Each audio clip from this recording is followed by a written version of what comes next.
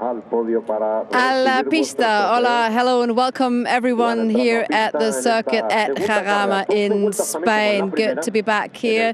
Thanks for watching us. Welcome to the Goodyear FIA European Truck Racing Championship. You can see the great stands here behind us, and it's pit lane exit open right now, so the trucks, we can hear them, they're coming along, but you can see also the fans with the chainsaws. They're really on a fleek right now, and I can hear the trucks coming ahead of race number 2 this weekend. It's reverse grid time, and here they come. Our beauties of the beast with Antonio Albacete first, and it's Rainer Clemens Hecker then second, and we do the Lion Truck Racing team with Jonathan Andre. So they're all lining up right now ahead race number 2. Really exciting to be standing here directly, see and hear the impact of those trucks. But I can assure you, it does not smell due to the HVO biofuel. This is really great how sustainable this championship is. I could use this t-shirt tomorrow and it won't bother anyone. So reverse grid time means who finished 8th after the race number 1 is now on pole position, and it's Andre Kurzem. And that we do have a change. Thanks very much Chas Drycourt, who was there at Team Anderson, and they needed to change the gearbox. This is why they broke the Parc Fermé. Of course, everything officially discussed, but right now he needs to start from the last position. And remember, the fight for the title of the Promoters Cup is on. Theo Cavey currently in the lead, and if Jamie Anderson would not finish this race and Theo Cavey would finish and gaining more points, then it would just be over and Theo Cavey would win the Promoters Cup title. But yet, history is not written yet, so we are very excited to see what's going on race number 3. Are you excited as well, Chas Drycourt, Joachim Eberts? I am indeed, Christina, yes. We've certainly got a very tasty prospect here in this race, with Jamie Anderson starting right at the back of the grid. Hello indeed, everybody. Chas Drycourt here, and as you heard, my wonderful colleague Joachim Eberts, EB as he's known, is doing the German commentary for this weekend, as he does for the entire season. Now, the sun is out, the sun is shining, it's very hot indeed, and I was actually between races watching the other championships that are racing here this weekend, and there was certainly a lot of fun to be had. But the fun was had in race 1 of our weekend. We're going to have a quick look back now at exactly what happened there and a quick recap of how all the action unfolded lap after lap.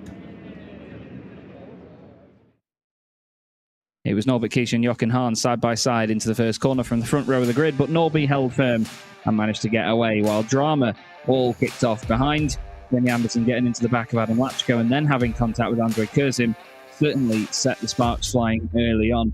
Antonio Albacete had to hold off Sacha Lenz for a couple of laps at the early stages, but then, by the look of it, Antonio was the one with the pace. He then went chasing down Jochen Hahn, while Steffi Halm made her way back through the field after a poor start, and Jamie Anderson, after his initial contact, had to keep gaining place after place. He had a great battle with Andre Kurzem, who defended very hard all the way through. But the main battle was between Jochen Hahn in second place and Antonio Albacete in third. As we got towards the end of the race, it did look like Antonio was going to get the job done, but unfortunately there would not be enough laps in the race for him to put enough pressure on to unsettle the very experienced Jochen Hahn. Jamie Anderson's fight with Andre Kurzem was all going on while Jamie had a slipping clutch, which is what they've been replacing between races. Bodywork flying from Andre Kurzem, while Steffi Halm tried it on Jose Rodriguez with a little bit of contact into turn 1. The drivers are all very much well in the rhythm now, though, after a very entertaining first race, which Norbert Kish took the win in ahead of Jochen Hahn and Antonio Albacete. 13 championships between our top 3 in that race.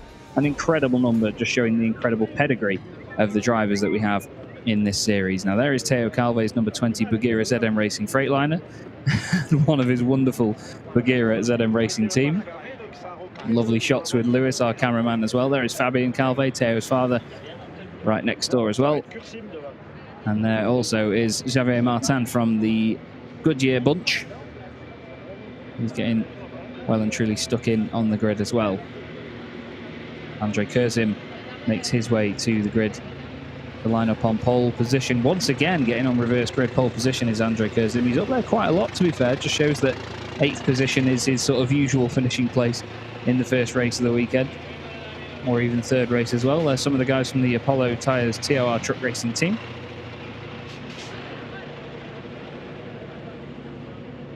And it's a very busy vibe down there on the grid, as we see Adam Lachko's number 55 Bagheera ZM Racing Freightliner all standing by ahead of the race. Bagheera guys don't want to know, but they have a lot to focus on ahead of this race. Now, one detail, if you want to get really in-depth, one detail that I've noticed that differs between Teo Calve's truck and Adam Lachko's truck is actually their windscreen banner.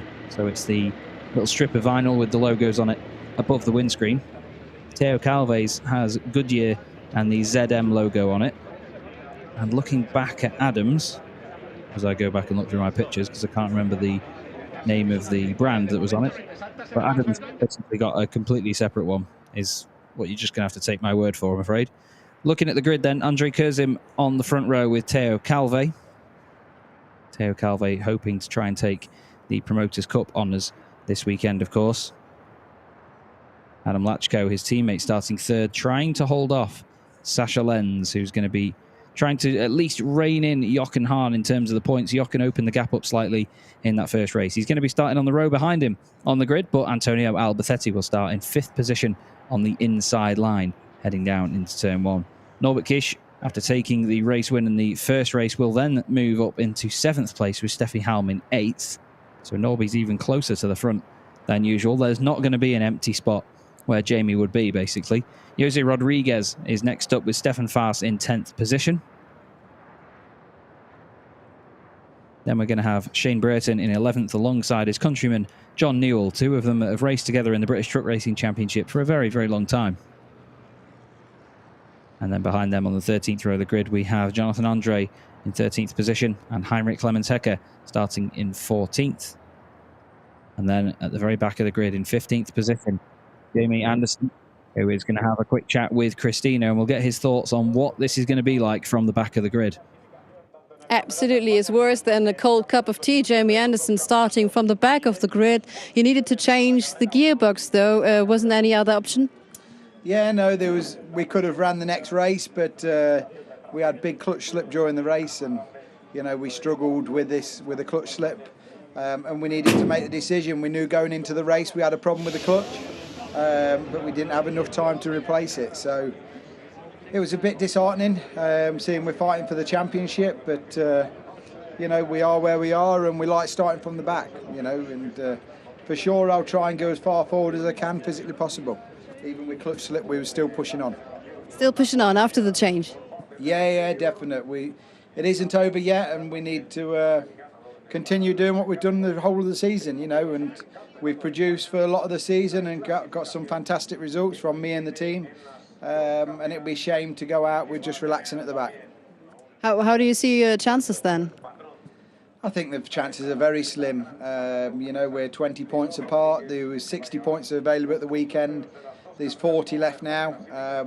I think we're not in a very good position, but we're not going to go out with a fight, and we'll keep pushing and put the show on for the crowds. That's what we're here to do.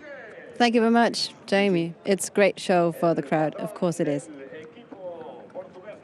Yeah, that's it. And, Jamie's always got a very wise look at things. He's very level-headed. He knows what the situation is. He knows that all he can do from now is just try and move forward. And, of course, we're going to get a very entertaining race with him trying to make those places. But at the same time, there's risk involved in doing so as well. If you've got to overtake more trucks throughout the course of the race, then you have to be careful of contact as you're making your way through, more potential damage over the course of the weekend.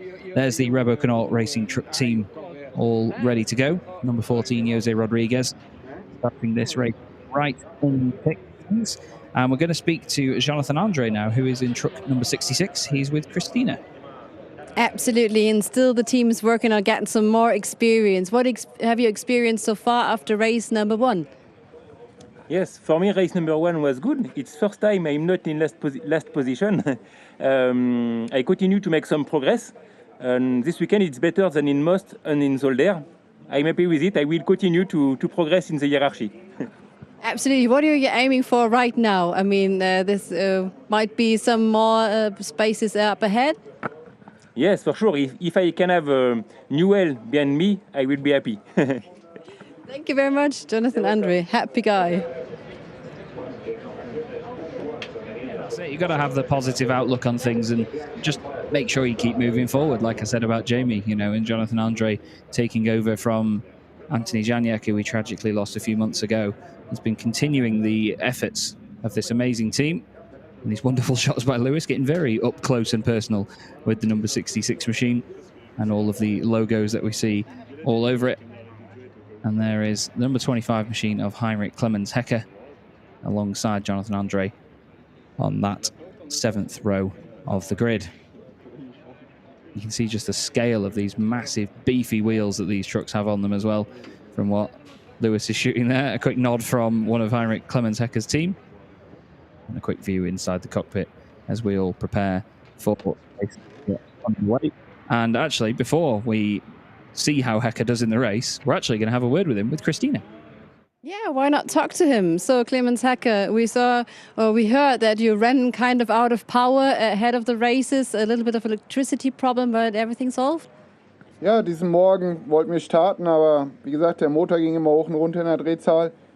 Wir haben dann alles gecheckt, konnten keinen Fehler feststellen, haben dann das ECU nochmal neu beschrieben und dann hat es zum Glück funktioniert, aber dadurch haben wir leider das erste freie Training komplett verpasst. They need to rewrite the ECU because they started the engine and it was up and down and it was the electricity problem, so they missed the first free practice, but then afterwards they could compete. Wie ist es generell an diesem Wochenende hier auf diesem coolen Track zu fahren? Ich sag mal, hat sich viel getan im Vergleich zum letzten Jahr. Oben ist neuer Cornermarker aufgestellt worden. Die letzte Kurve ist schon richtig tricky. Wenn man da parallel zur Autobahn schießt, dann sieht so ein Kiesbett, was gerade mal gefühlt 5 Meter breit ist, mit 160. Die Strecke, die kann schon was.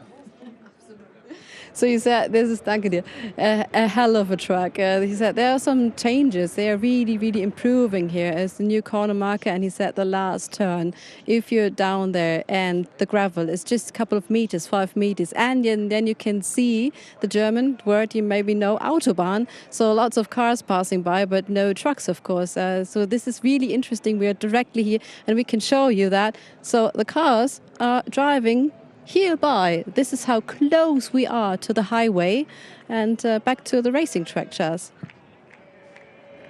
Yeah, it's actually remarkable. I mean, even sat up here from in the media centre, I can see all 4, 5, there's even 6 lanes of traffic going the other way and a slip road as well. And it's just a few car parking spaces away from the circuit. It's quite remarkable. There's been a lot of amazing pictures taken here over the years of racing at Jarama, where you can see the racing machines coming around the final corner and then just the general public on the highway just going about their days. It's just amazing.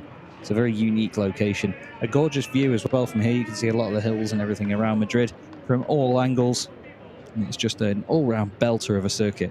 It may not be at the top of everybody's list, but honestly, if you ever do get a chance to come here and visit Jarama properly and get that, I would definitely advise it. One man that's certainly getting a good look around Jarama is John Newell, who we're going to have a quick chat with now. And absolutely, and I know that I'm in a good mood, but in what mood are you? Yeah, very good mood. The weather's beautiful, the racing's good. What more could you ask for? You've got right now 3 trucks behind you, so this is it's going to be very narrow, of course, in the first corner. Where is it, in which sector is it the most, let's say, maybe dangerous in this racetrack? Between turn 1 and turn 2 at the start, and then once you've got the start out of the way, it's not too bad. How much experience do you get on this racetrack? Oh, a hell of a lot of experience. For me, racing in the British and coming to the European, in one day I get a full weekend of British racing, so the experience is brilliant. The seat time's excellent. Sounds great. Thank you very much. Thank you. And back to our British commentator and, of course, our German commentator. Yeah, it's good to see John complimenting the championship so much. He's got a lot of experience, as he said, and he's a really good addition to have on the grid in this gorgeous white and blue MAN. And I tell you what, the metallic blue that they have all over this machine is stunning. It looks really nice, and they've got the red flashes inside the cabin as well, and the red roll cage. It's a great contrast to the exterior. Lovely shots again by Lewis. He's always getting these close-up shots. He knows exactly what he's doing, and at the end of the day, stuff like this is usable afterwards as well in a sort of post-production side of things. Anyway, it's time. The Ford F-Max makes its way back around the International Truck of the Year 2019, being driven once again by Ralph Gregor.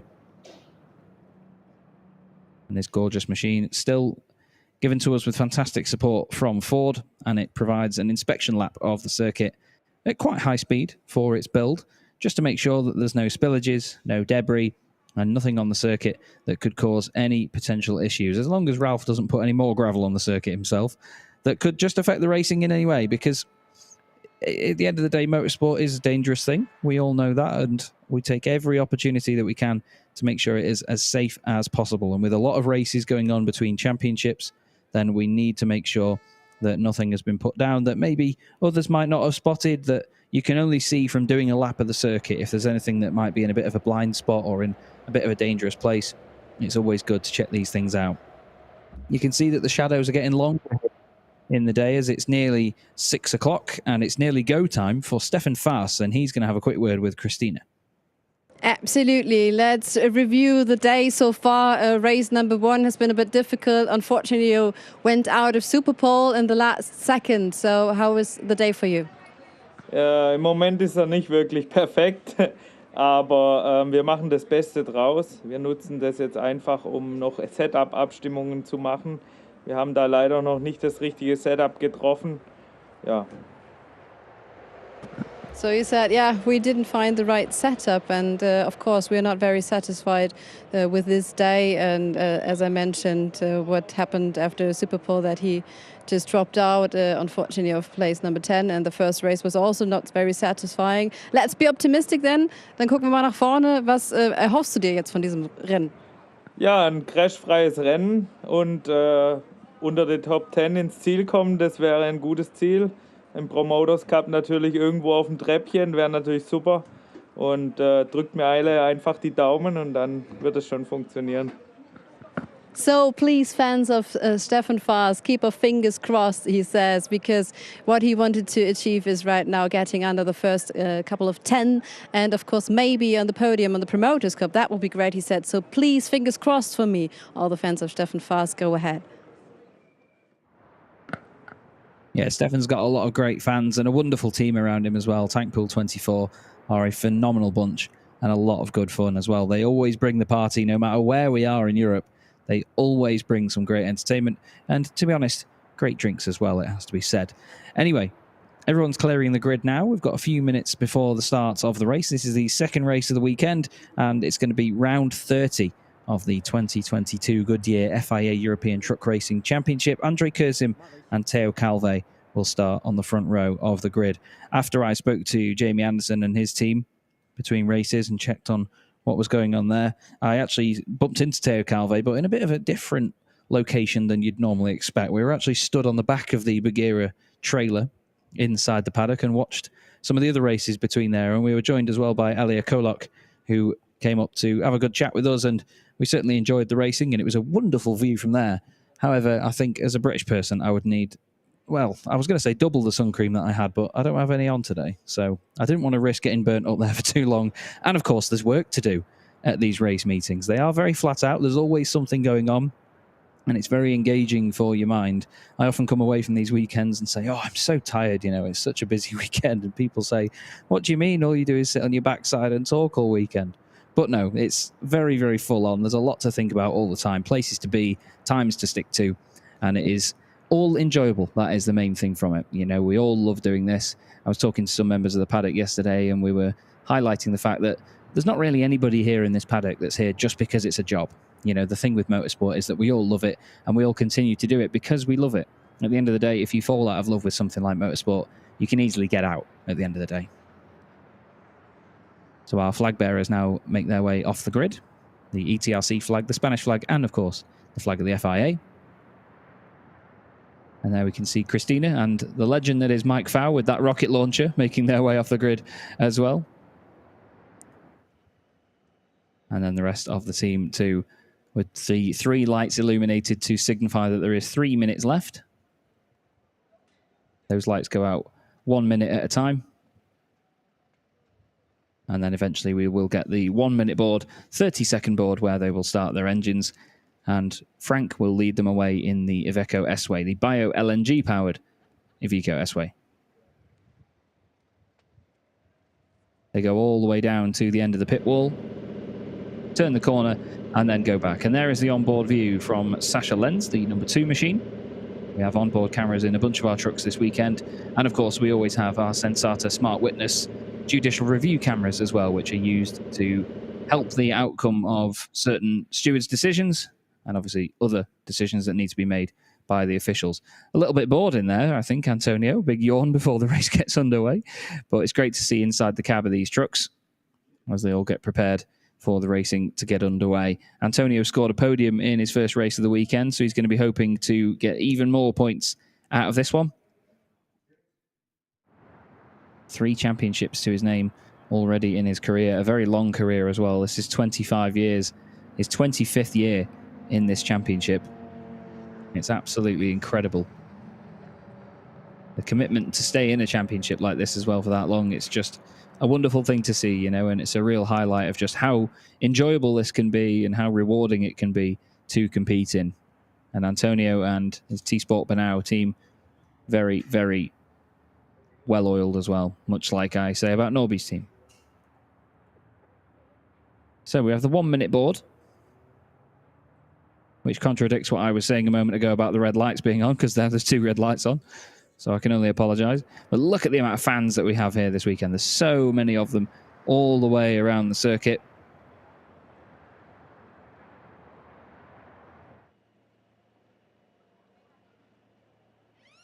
And now everybody just waits patiently.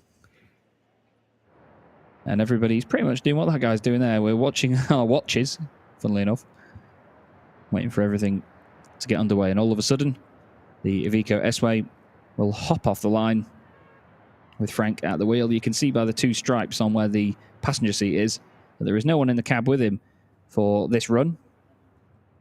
We sometimes have honorary passengers in there as well to be taken on a lap around the circuit. But the bio-LNG machine gets underway, towering over the rest of our wonderful racing machines. And we begin the formation lap for round 30 of the 2022 season. As you see there, the bio-LNG power in this truck is a real highlight of part of the sustainability of this championship. It's got these humongous bio-LNG tanks on it. And that's what makes them very easy to identify as bio-LNG models. I've seen a number of them on the roads in the UK, and they seem to be becoming ever more popular as well.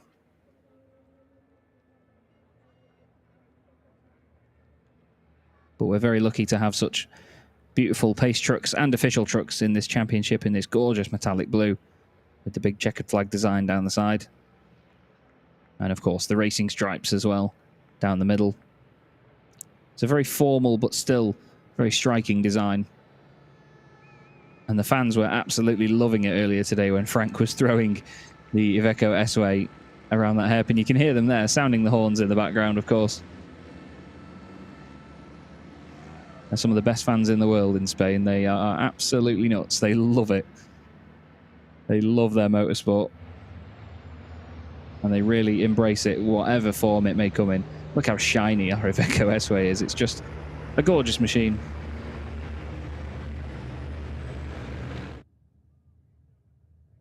Leading us now through Ascari, over the crest in the right-hander. That's where a lot of the drivers will be hitting the curbs very hard indeed. And then you'll go down into Portago, onto the brakes here in the hairpin, before going back down the hill again, down through Bugatti. You get everybody 2 by 2 through here. And Andre Kurzim will be hoping to make a good start and hold off Teo Calve. If Teo can stay with him around turn 1 and on the run down towards the right-hander at Varzi, then he could be on the inside line for Le Mans. The only problem with that being that he's then going to be on the outside for Farina if he doesn't get past before then. So it's going to be a really tricky start for both of them on the front row. Neither of them are going to want to concede at all.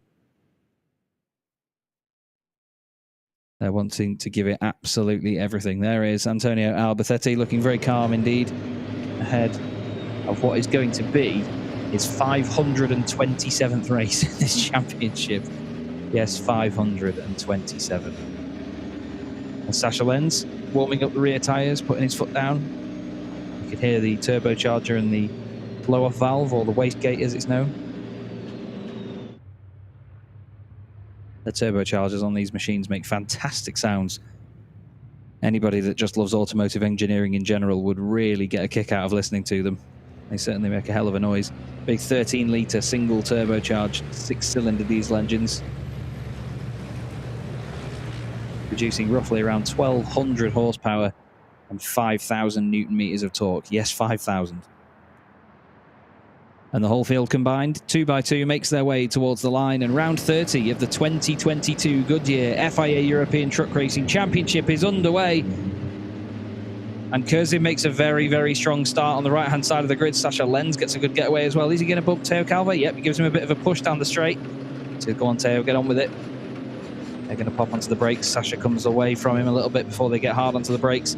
Andre makes sure that Teo stays out wide. He's gone a little bit deep into there, maybe. We keep it 2x2. Jamie Anderson's already made up 2 places further back down the order. He's having a fantastic start. Jochen Hahn looks down the inside, going into the right-hander at Varzi. It didn't look like he made it work. You've got Sasha Lenz and Adam Lachko right together, and now Adam is doing an important job. He's trying to hold these guys off for his teammate Teo. Teo wants to try and have a go at Andre Kurzim. And Adam Lachko, of course, wants championship points over this man, Sasha Lenz, that we ride on board with now. Out of the first sector they go then. It's Kurzim, Calvé, Lachko, Lenz, Albertetti. Norbert Kish is ahead of Jochen Hahn. Then it's Steffi Halm, and then Stefan Faust and Jamie Anderson already up into 10th position from 15th on the grid. What an amazing start. He's overtaken John Newell, Heinrich Clemens Hecker, Shane Britt, and Jonathan Andre, and Jose Rodriguez.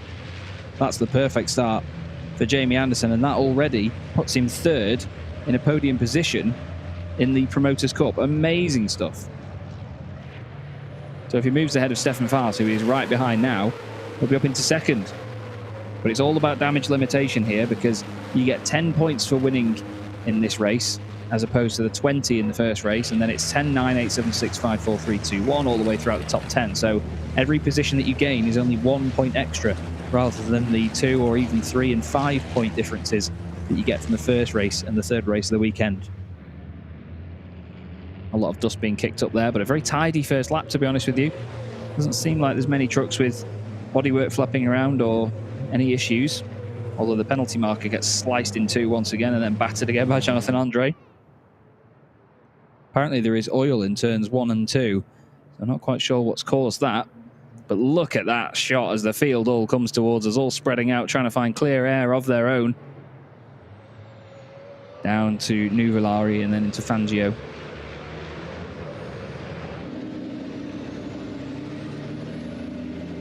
Sasha Lenz trying to get on the power smoothly. You can see when the back end starts to kick out slightly. Camera just panning sideways a little bit, not quite following the trajectory of the truck. But look at the timing tower on the left-hand side, and look at the little letter P next to the numbers. Look how many positions Teo Calvé has got between him and the next driver in the Promoters' Cup, which is Stefan Faast. He's very safe right now if you look at the bigger picture.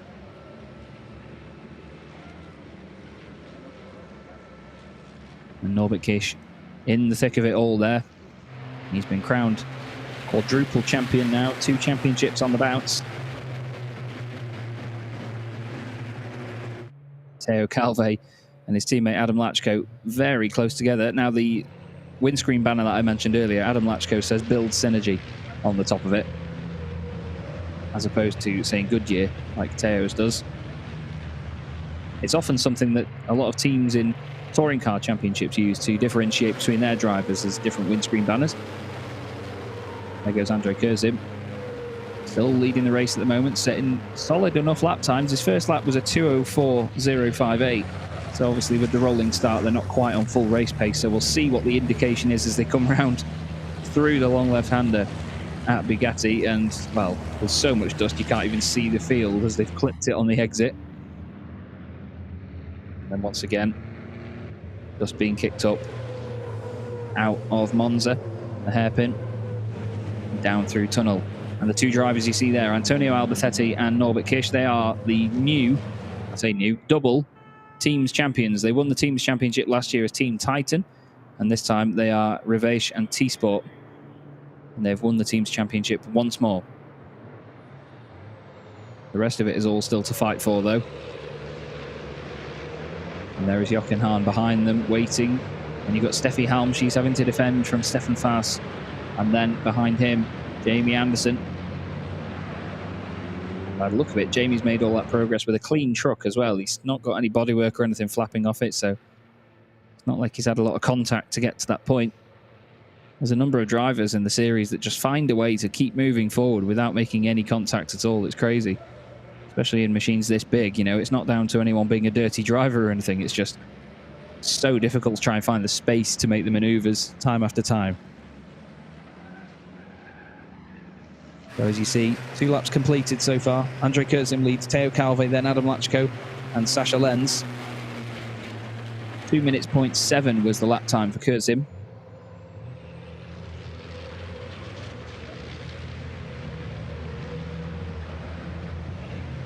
Stefan Faas really trying to get past Steffi Helm here. The 2 German drivers right together, taking slightly different lines on the exit of Portago. And this is the long run down the hill through the left kink into Bugatti. So many of them arrive into that hairpin almost sideways, the back end trying to break away, under braking. And then hard on the power once again up the hill. It's so important to be in the right gear and have all of the revs completely perfect, so you get all that juicy boost from the humongous turbochargers that they have as they head up the hill. And apparently Jose Rodriguez has had an electrical issue. He's been into the pit lane.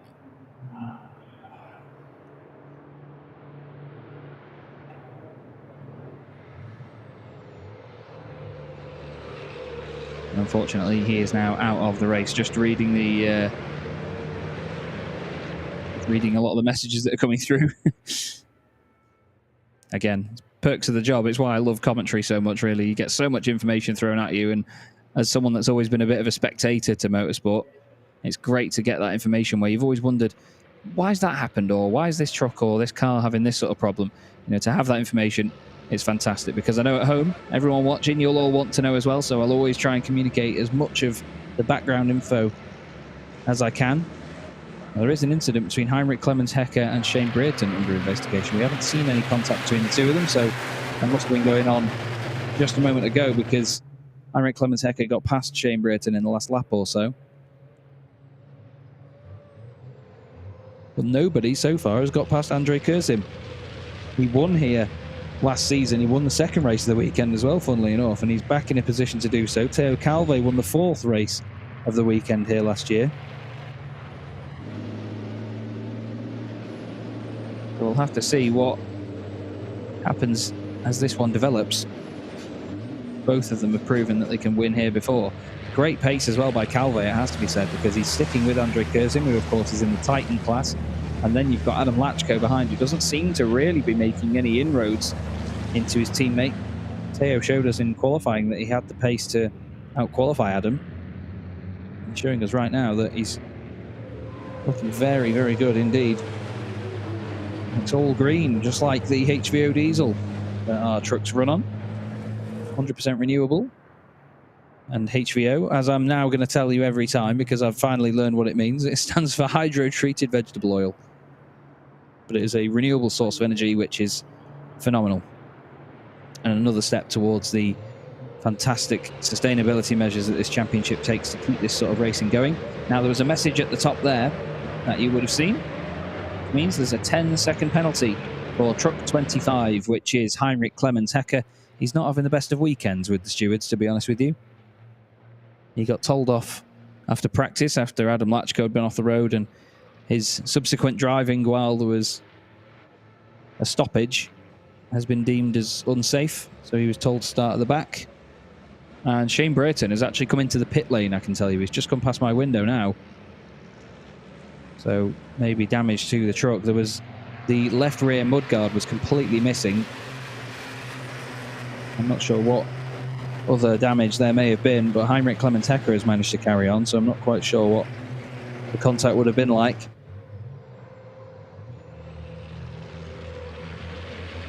We might get a glimpse of his truck at some point during the race. Really good stuff from Antonio Albacete so far to hold on ahead of Norbert Kish. Jochen Hahn is just behind the pair of them, and then you've got Steffi Halm trying to hold off Stefan Fast, but Norby is not backwards in coming forwards, as we've seen many a time before. But look at the lighting here right now. It's getting a bit of a golden tint to it. The shadows are getting longer. It's nearly 6 p.m. here at Jarama. It's 5 to 6. So it's quite the late race for the championship.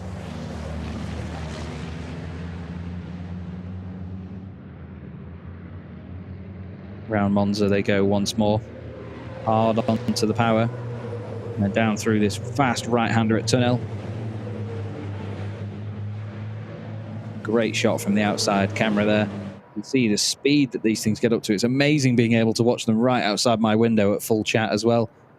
Now, there was a board just held out for truck number 23. I think that might have been a black and white flag for penalty markers.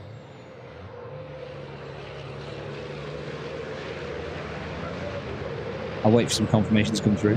Jamie Anderson moving around now behind Stefan Fast. Now he wants to make a move as Steffi Halm's gone deep into turn 1. Turns back to the apex and Stefan's already taken advantage. Can Jamie get in there as well? Doesn't look like it at this point. Jamie and Steffi were having a really good laugh with each other after the drivers' briefing just the other day. Great camaraderie again between a lot of the drivers in this championship. They all get on very well indeed. Steffi was saying if she has a chance to hold Jamie off, then she will. And this is literally that conversation coming to life right now. It's interesting to see when this happens as well, when two drivers have spoken about a potential scenario and then it actually happens on the circuit. Bit of bodywork flapping around there on the rear of Steffi Halm's machine. That could very easily just pop off and fly away. They often do, these mudguards. If they pop off at the very back, and they sort of hang in the air slightly as all of the air that comes off those rear wheels blows it upwards rather than the air going over the truck blowing it down. Obviously, they are not the most aerodynamic machines in the world, these racing trucks. Think new built house on wheels with how blocky the front cabs are. There's not much can be done to make them more aerodynamic than that.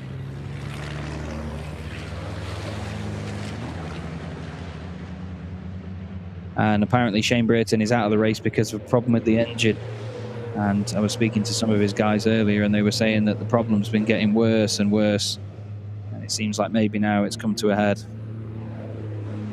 Hopefully this doesn't come to a head though.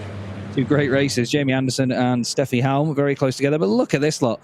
That is the lead pack. Andrei Kurzim, Teo Calve, Adam Lachko, Sasha Lenz, Antonio Albacete, Norbert Kish and Jochen Hahn, 1st to 7th. All spreading out down the straight to try and find their own little bit of clean air. There's Jamie Anderson now. He's looking down the inside of Steffi Halm. He tries to go later on the brakes and he does go for it down the inside. Does he get it stopped? Yes, he does. Lovely stuff. And through he goes. And thanks to Steve Miller, I've just had a message off him from Apollo. He's just said that the overheating light came on. Basically, he was getting warnings of heat issues with the engine, so they had to pull it in. And obviously, they don't want to completely destroy the engine, and they don't want to completely destroy the truck. So they're going to try and look at what the problems are and get that back out later. So thank you to Steve for the information. And thank you to the drivers for this wonderful fighting, because it continues all the way up and down the order. This is right in the thick of it. Antonio Albacete ahead of Norbert Kish, two teammates for this season. T-Sport Banau and Revesh. Mr. Revesh is here this weekend as well.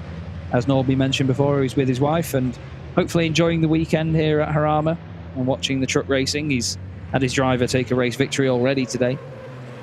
And I'm sure he's going to be hoping for another one tomorrow as well.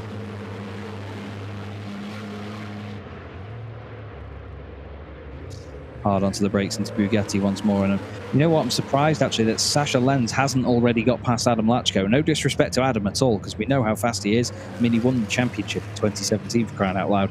But Sasha has just looked a little bit more racy so far in this encounter.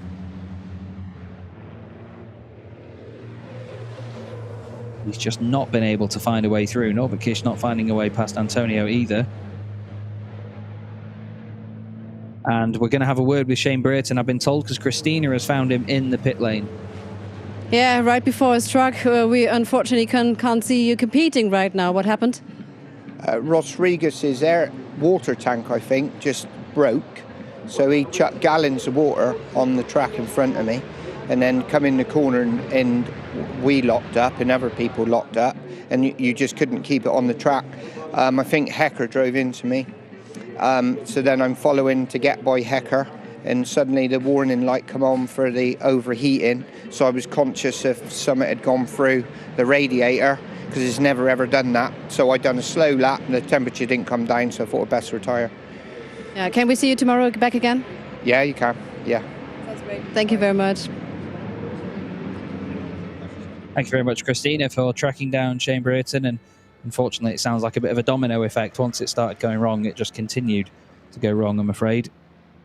And it's not been an easy season for Shane and the team. They're still third in the championship, of course, in the Promoters' Cup, with quite the tasty advantage as well over Stefan Faas coming into this race meeting. But that doesn't stand for much. When he won the championship last season, he'll have wanted to come back and do the double. And in his final racing weekend with the championship, it's going to be a bitter disappointment.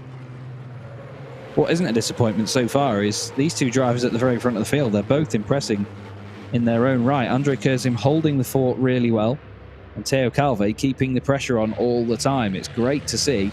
And again, we get one of these battles in the championship that some people would look at and they'd go, oh, this is boring, nothing's happening, no one's overtaking each other. But these are the intriguing moments in motorsport where you have to just wait and consider who's going to brake first, who's going to make a mistake, who is going to have a problem. How is this all going to solve itself out? And if you look at it now, I mean, Andre Kurzim over this final sector has just started to break away from Theo Calve. Theo seeming to have a little bit of problem with grip on the rear end there as he came out of the Monza hairpin and out of Bugatti as well. And hopefully that doesn't get worse for Theo, because it seemed like he was certainly able to match, if not beat, the pace of Andre Kurzim. The order remains the same behind. I think Jamie Anderson and Stefan Faas have been side by side all the way down the straight. There's a few boards going out, giving warnings to drivers for, I imagine, a multitude of things. I say that lightheartedly because often the driving in this championship is some of the cleanest I've seen, to be honest with you. This is Norbert Kish still all over the back of Antonio Albacete. Jochen Hahn just behind them as well, keeping an eye on proceedings.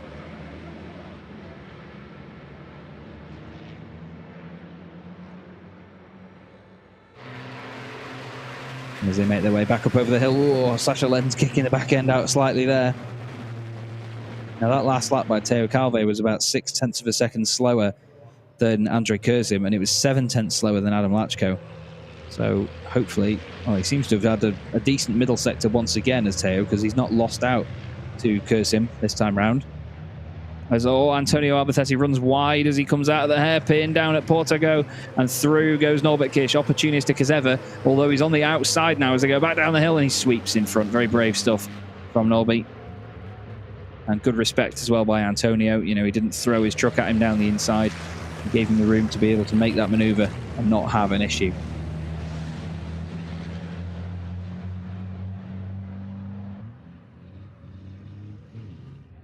And now we go back into Portago again. Sorry, into Monza. Apologies. It's the other hairpin. And behind you have Jochen Hahn chasing them down, but not really making any advances forward on the pace of the guys in front.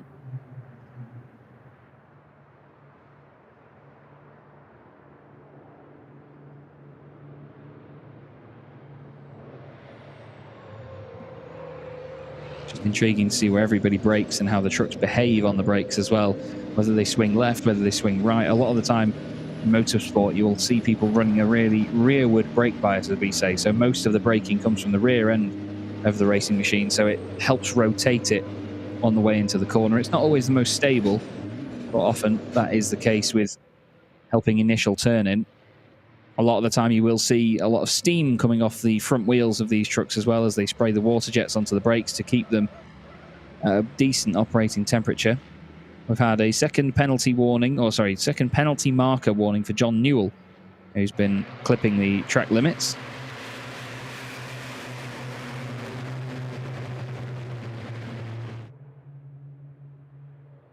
And once again, over the hill. This is the 10th lap of the race, you know, and it's still quite a stalemate for the first 4 positions anyway. But now Norbert Kish all over the back of Sasha Lenz. Sasha, for finishing in 4th place, will get 7 points. And Jochen Hahn will get 4. So Sasha will crawl, well, not crawl, claw 3 points back at least, which would take the gap down to 14 points between himself and Jochen Hahn. If the race finished as it did in the Promoters' Cup, Theo Calvé would get 10 points to Jamie Anderson's 8, and that gap would go up to 22 points, which means as long as Theo finishes ahead of Jamie, or, well, let me think now. As long as Theo finishes pretty much in the top 5 of the Promoters' Cup in the first race tomorrow, then he will be the champion, because there'd only be 10 points available and he would have a 12-point advantage.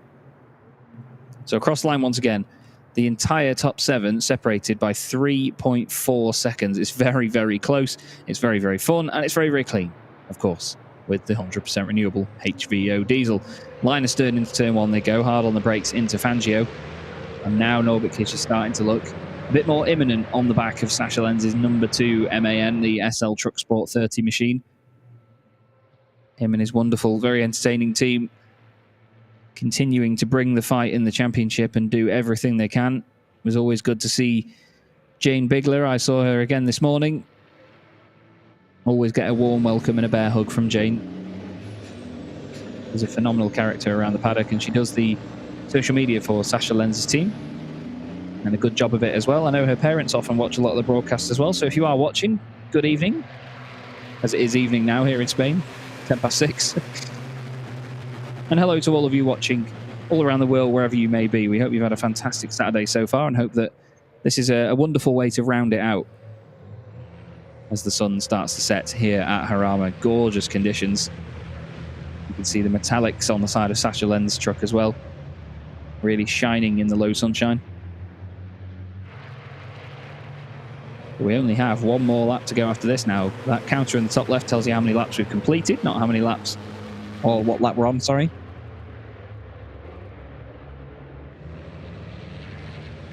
And Andre Kurzim is starting to come under all sorts of pressure now from Theo Calvé. They're getting closer and closer together. Nobody behind really making big advancements on them, though. But Andre is surely going to be squirming slightly in these final few moments. Theo Calvé is going to be relishing the opportunity to take his 3rd ever overall race victory in the championship. Andre Kurzim has 8 wins outright in the Goodyear FIA European Truck Racing Championship. He got one last year at Most. He got one last year here at Jarama as well. Both of them very dramatic victories and great, great fun to watch. So final lap has been confirmed then. And through Fangio, it looks nice and tidy for Andre Kurzim. Part of me thinks that Theo Calvé might just hold on here, because he knows in the overall championship he's not got that much to gain, and not really anything else to gain in the Promoters' Cup. If he overtook Andre Kurzim, it would just be for the honours of a race victory right now, and it could be the first time that we get 2 Bagheera ZM racing drivers on the podium in quite a long time. Theo will still get maximum points for the Promoters' Cup if he finishes 2nd outright, because he's got a long way back to Stefan Faas, who is still managing to hold off Jamie Anderson. Now, 8th position doesn't matter for anything here. There's no more reverse grids directly after this race. We go straight back to qualifying tomorrow morning, so there's no need to worry about a finishing position and hope for a reverse grid spot. So anybody further down can just go for it. It's been a great performance by all these guys at the front. It's been very clean and very well managed, because the tyre wear around here has been a nightmare. I was speaking to Norbert Kish between races, and he said that his tyre wear didn't seem as bad as everybody else's, but even his tyres were pretty beaten up. It's a very abrasive surface. As Theo Calvé's getting pushy here, he's given Andre Kurzim a little bit of a nudge into Bugatti. They're side by side as they go up the hill now towards Monza. Only 2 more corners to go. Andre Kurzim's got to be careful here, because Theo's going to try and get the run. Adam Lachko's gone down the inside of his teammate, though, I think, and that might slow Theo down. And as they come out, the Bagheera trucks are side by side. There's contact between the two of them. Adam Lachko pushing his teammate out wide. The side by side around the final corner. Teo Calve slots back in place, but Andrei Kurzim is going to take the victory at Jarama in race 2, just like he did in 2021. Deja vu for Andrei Kurzim. 2 of the Bagheera trucks on the podium, Teo Calve and Adam Lachko. But boy, oh boy, that was a dramatic finale between the two. Teo going for the outright race win, and Adam puts his nose down the inside, makes contact with his teammate, and potentially stops him going for a race win. Incredible scenes, but great stuff for Andrei Kurzim. He really deserves that because he's had no luck whatsoever throughout this season. He's had a lot of starts where he's been on pole position and it's just not come together, and he's managed to go backwards in the field. But that was an excellent race. A big stalemate all the way through as well from a lot of them. And Teo Calve takes his second Promoters Cup win of the weekend. Stefan Faas will go second in that class and Jamie Anderson in third. And in just a moment, I will try and figure out the points in terms of who is where. And here comes Andrei Kurzim's drifting. Now, this is one thing that Andrei is really good at. He certainly knows how to slide this truck around sideways. And listen to the fans. They're going to love this. Even if he does go off the road.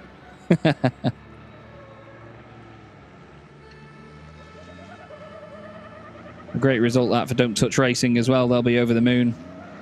They put in a lot of work with Iveco and with this S-Way to help develop the front end as well and make what adjustments they can to make it as efficient as possible, not just for cooling but aerodynamics as well. And it seems like they've got a solid package, because when it's an uninterrupted race for him, you know, and he's not got a humongous amount of pressure, then he can go on and take a race win. Sasha Lenz finishes just behind, ahead of Norbert Kish. Jochen Hahn in there as well. Jamie Anderson did finish behind Stefan Faas at the line.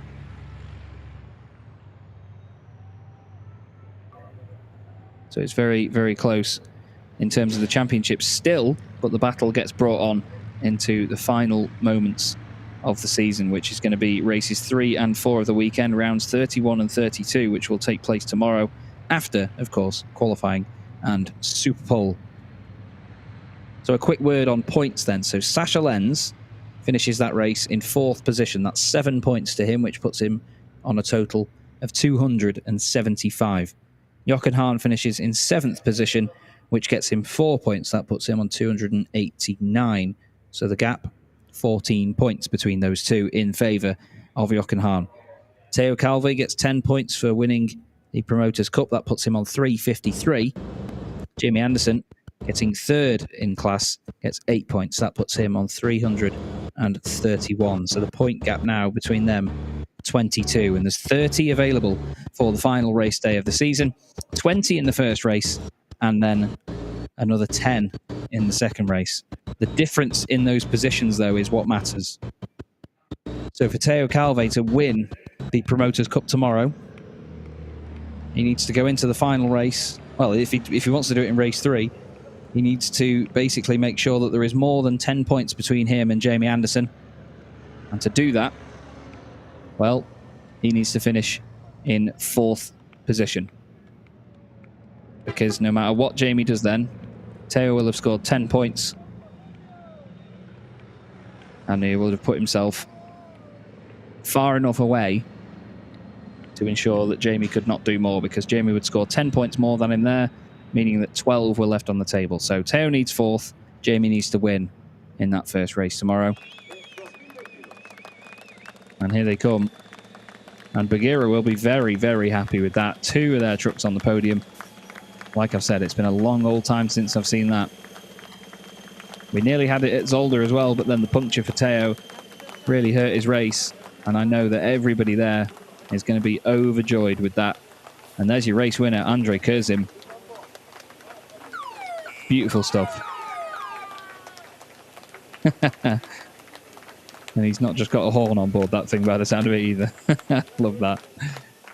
Let's see the reaction. Hopefully it's something like it was last year, because it was a very emotional moment when Andrei Kurzim got out of his truck to join his team and congratulate them all on the hard work, and for them to in turn congratulate him. Let's have a look.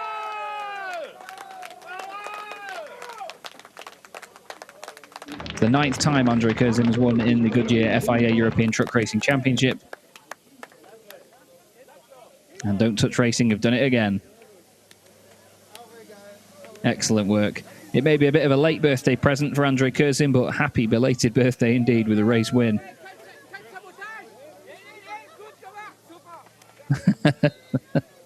One of the team members from T-Sport Banau as well, giving him a big old hug and a congratulations. And what a great moment. Teo Calve congratulating the team as well. Sven Volter there. Very well done from Teo. He's going to maybe go and speak over to Adam and give him a congratulations as well. But honestly, the contact near the end there, that might have sent tempers fraying a little bit, to be honest with you. I'm sure they will have a chat, but they get both of them on the podium. And there you go. You see the discussion. It was a very brief discussion from Teo. He just gave his side of events, but yeah, potentially they might not be the happiest duo, to be honest, despite both finishing on the podium. Richard Keimberger there on the left-hand side, the official photographer for the Goodyear FIA European Truck Racing Championship. He's a fantastic, fantastic bloke, is Richard. Very entertaining and a wonderful photographer, I have to say. His work blows me away. But Andrei Kurzim, what a happy man he is indeed. And he's going to speak to Christina about his 9th win in the championship. Yes, the 9th win in the championship, says Jess Record right now. Happy birthday, delayed. What a celebration it is for you today. How do you feel? Yes, it's great. The first win for the season. It's very important for us. And yes, we are very happy. Absolutely. You celebrated with the team, and we heard a special horn that was greeting from you. Yes, the guys put on a new horn, and yes, it looked like funny. Absolute fun it was. It was a clean race, though. How did you manage to get out of trouble? Yes, I know, because everybody knows the tire are a big problem here, and yes, I can manage my tires. I can manage the speed of Adam and Theo, and yes, now we can win the race. Did you see something from Adam and Theo in the final moments on the race? They had a bit of a contact. Did you see anything of that? No, I don't see the contact. No. So you didn't watch into the mirror, but just up front for the race win. What are your plans tonight? Tonight, we have to prepare the truck for tomorrow, and hopefully we can do it tomorrow again. And a small cup of tea. Thank you very much. Thank you. Andrei Kurzim.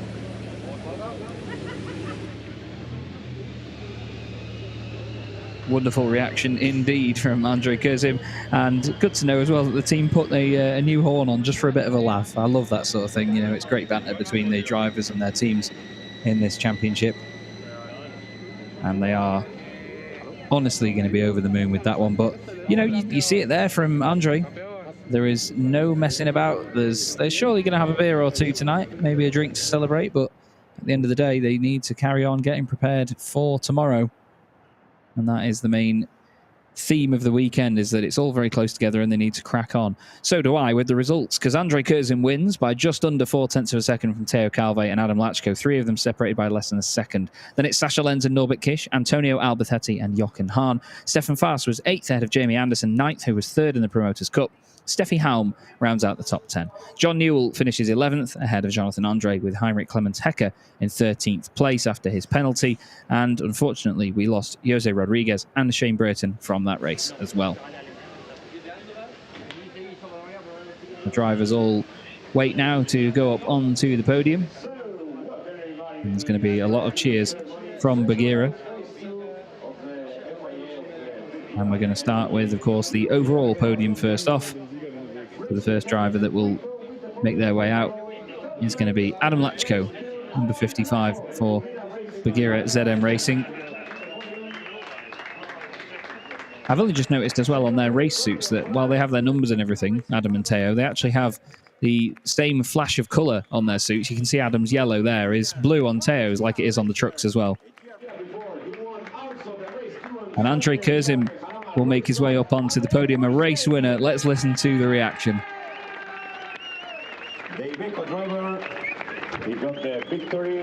Fantastic stuff. His 9th race win, as mentioned, in the Goodyear FIA European Truck Racing Championship. The 2nd year in a row that Andrei Kurzim has won the 2nd race of this weekend at Jarama. It's certainly a circuit where he knows how to play the game, that's for sure. Trophies get brought out and handed to the drivers one by one. Handshakes all round as well. Big congratulations to the 3 of them.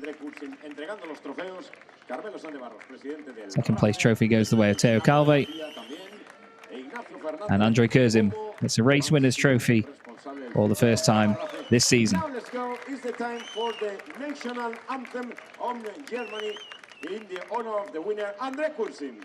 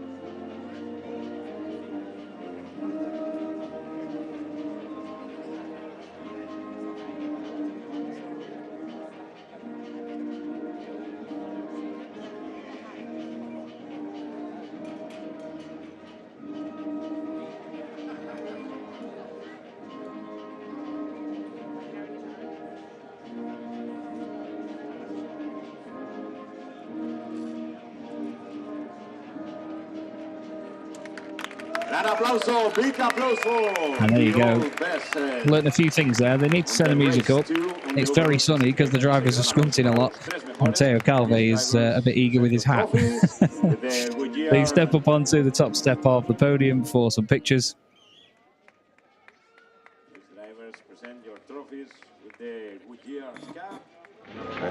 And then they will make their way down for some champagne. And I imagine Andre Kurzim is about to get drenched. Oh, they changed the hats, of course. How could I forget? Teo doesn't have his other hat with him, apparently, as you heard him say there. And there we go, champagne time. Now, who's going to get to it first? Well, Adam Lachko is certainly eager. And I imagine everyone in the team down below is going to get stoked.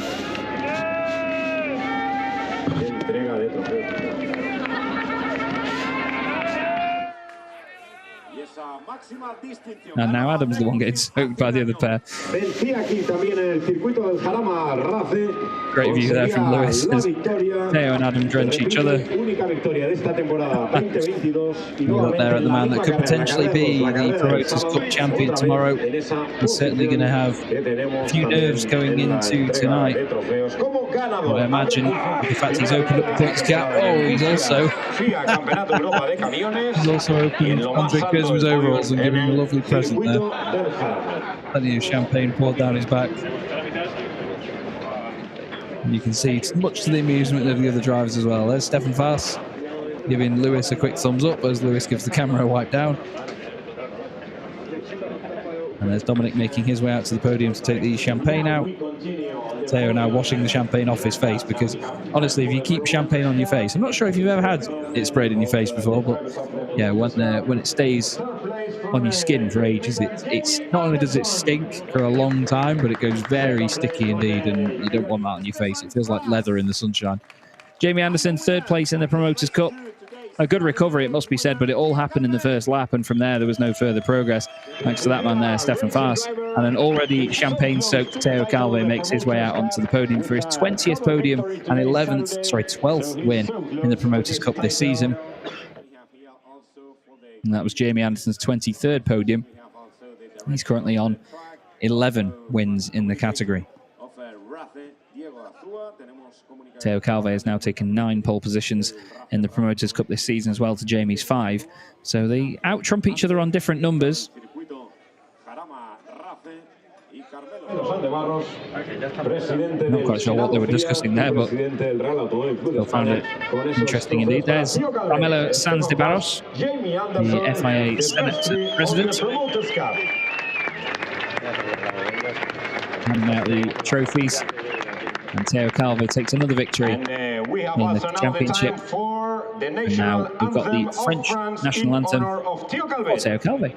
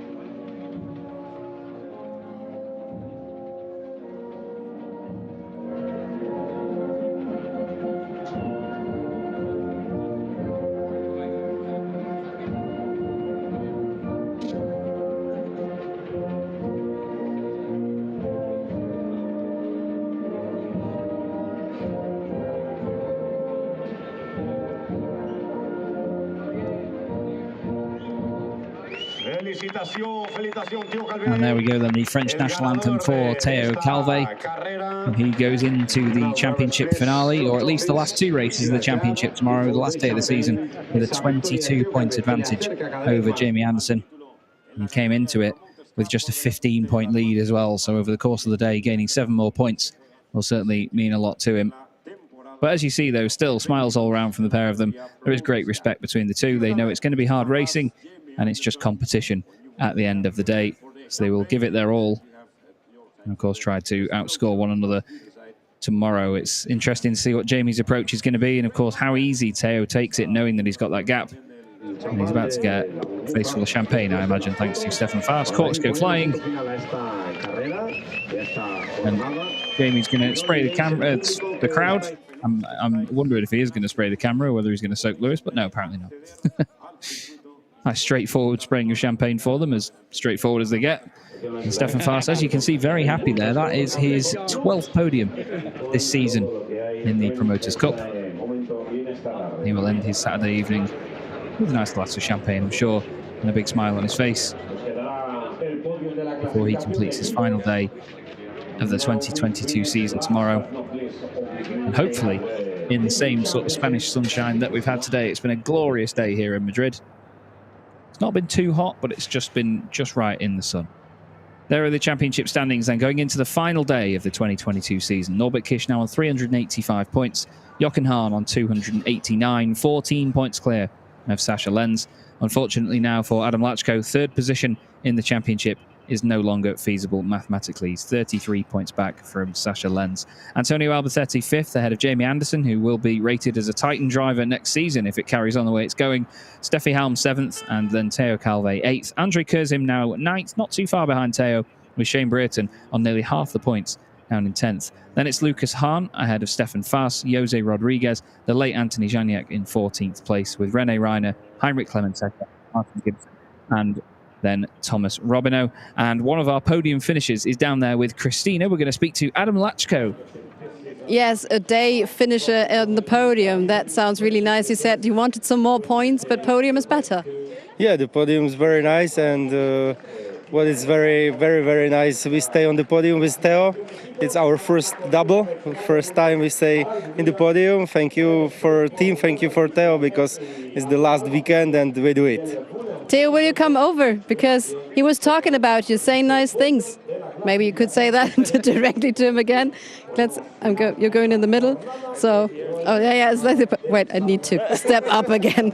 So he said it's nice being with a teammate on the podium as well. But we saw a little bit of contact at the last corner. What was happening? And but you don't seem mad. Yeah, I don't really know. It was misunderstanding, but it's okay. It's like it is. I was outside of Andre, so of course Adam wanted to go also. Everyone wants to win, so I think it's normal, but it's okay. It's racing, but it's good that we are first time together on the same podium and overall first double, yeah. On overall classification, so it's really nice. How is it then competing against a teammate? Théo said before that of course Adam will do his thing, and of course he need to do that. I'm not competing because behind me is Sascha, and I must go because when I don't go there, Sascha passed me. It's only one chance where I stop the Sascha. How do you celebrate together on the Saturday? Yeah, it's good. Yeah, we will drink something tonight on the team. It's first time, so we don't really know what we will do for now, but we'll drink like with all the team. One it's nice. bottle of vodka. Yeah, it's him, and it's good. It's good because we also won the team classification, so it's really nice. Congratulations! One bottle of vodka. He's the experienced driver, then the experienced drinker. Then. Tomorrow we are faster. After one bottle. Thank you very much, guys. Have a nice evening. Chess, it's been wonderful here around. So yeah, there's this great camaraderie. Of course, the Bulgaria team has a lot to celebrate, and of course, don't touch racing. We saw Andre Kurzim and with his new honking horn. That was very interesting. So that was it from me right now. You can see the trucks parked here, and of course, those who went to scrutineering. So yes, Chaz, please give us more explanations on the graphics then. Well, a wonderful, wonderful day indeed. Great to see the two Bagheera Racing teammates all in high spirits after that one. There is your picture for the final day in the Promoters' Cup then. Teo Calve, 3:53 to Jamie Anderson's 3:31. So it seems I have got the maths right, which I'm quite proud of, if I'm honest with you. 22 points between the pair of them. Shane Brereton third, and we're ahead of Stefan Fass. He's safe in his position. Stefan could get caught by Jose Rodriguez, but it's going to take a very difficult day for Stefan to lose out on that one. Heinrich Clementeca's next, ahead of Lucas Hahn, Jonathan Andre, Martin Gibson, and Thomas Robineau in 10th position on 33 points.